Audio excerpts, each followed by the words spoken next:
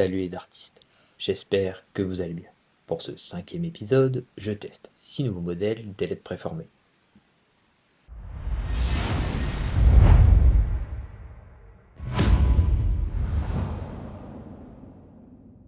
On commence cette vidéo avec les Viper Diamond.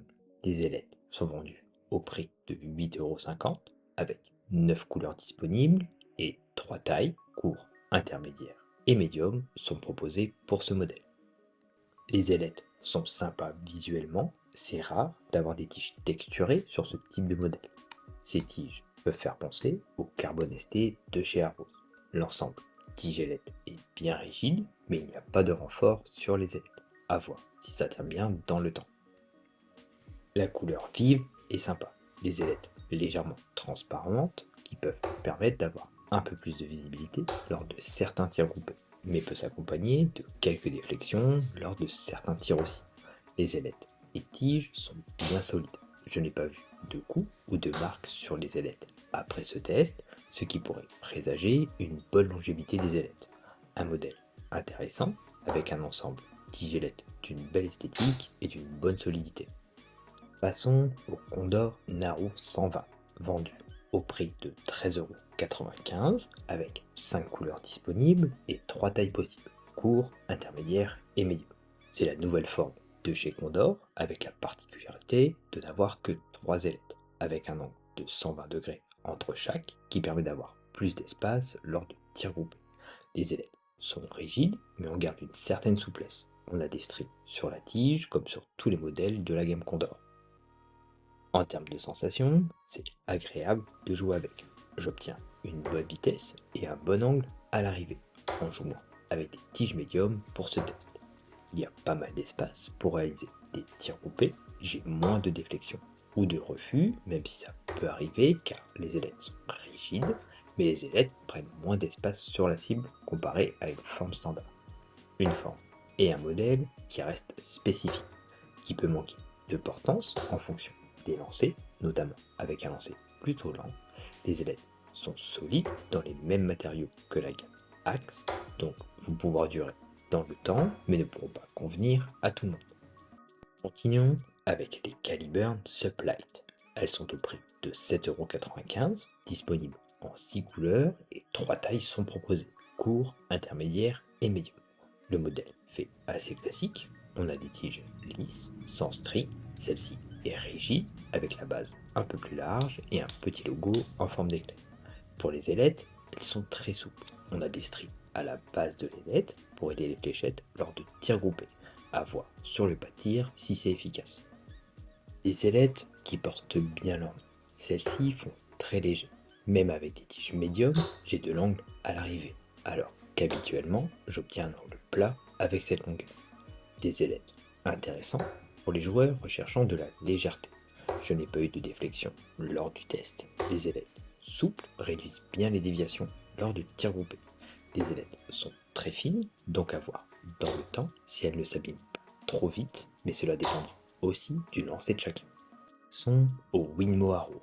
Ces ailettes coûtent 9,50 €, sont disponibles que en noir actuellement. On peut les trouver en 3 tailles, court, intermédiaire et médium. La forme est inspirée des ailettes d'une flèche pour le tir à l'arc, un modèle propre à Winmo. Actuellement, on a une tige slim avec des stries tout du long, la base un peu plus large avec le logo Fusion. Les ailettes sont un peu souples mais restent plutôt rigides dans l'ensemble.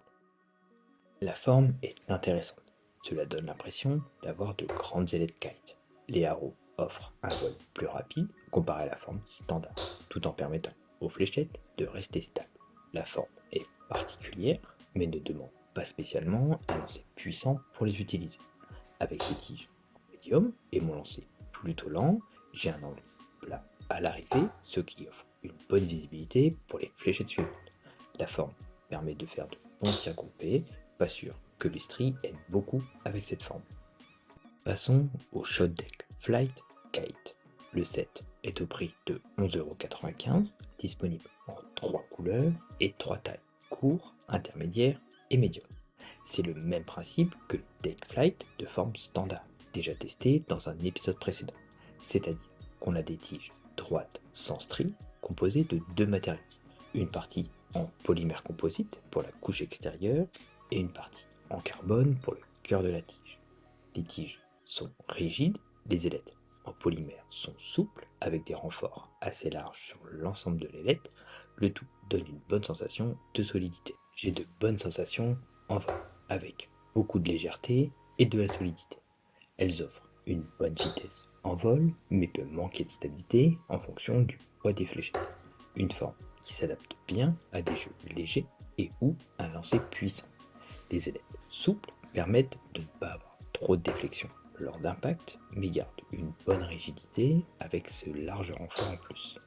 Cela devrait permettre aux ailettes d'encaisser plus facilement les impacts lors de tirs groupés et de durer plus longtemps dans le temps. C'est un bon compromis pour les joueurs recherchant de la légèreté et de la solidité. Et on finit ce test avec les Shot Airfoil. Les ailettes sont au prix de 6,50 €, disponibles en 5 couleurs et uniquement en forme standard.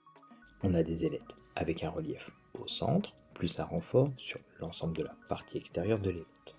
Une partie renforcée sur le haut de l'ailette, ce qui permet d'encaisser les impacts répétés et de donner plus de longévité aux ailettes.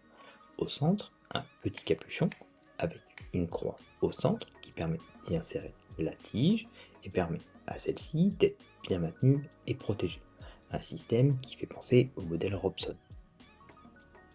En termes de sensation en vol, je dirais que c'est à mi-chemin entre les standards et les Dimplex. Ça apporte une bonne stabilité à la fléchette. Le capuchon protège bien la tige. La zone est un peu plus épaisse, les fléchettes peuvent moins bien glisser lors de tirs groupés, mais les ailettes ont une bonne souplesse qui permet de réduire les déflexions, donc ça compense.